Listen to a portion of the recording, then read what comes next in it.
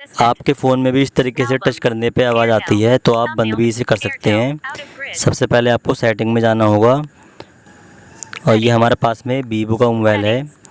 अब यहाँ पे आपको नीचे की तरफ आना होगा और ये आपको 2 उंगली की मदद से चलाना होगा। यहाँ पे आपको दिखेगा शॉर्टकट एंड एक्सेसिबिलिटी का ऑप्शन, इस पर आप क्लिक कर दें। उसके बाद में नीचे आपको आना होगा, यहाँ पे आपको दिखेगा एक्सेसिबिलिटी का ऑप्शन, ये देख लें सबसे नीचे वाले ऑप्शन में, इस पर आप क्लिक कर दें।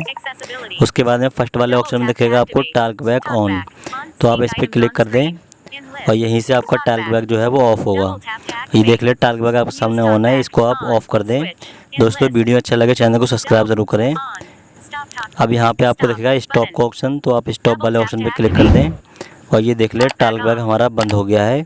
वीडियो अच्छा लगे चैनल को सब्सक्राइब ज़रूर करें। धन्यवाद।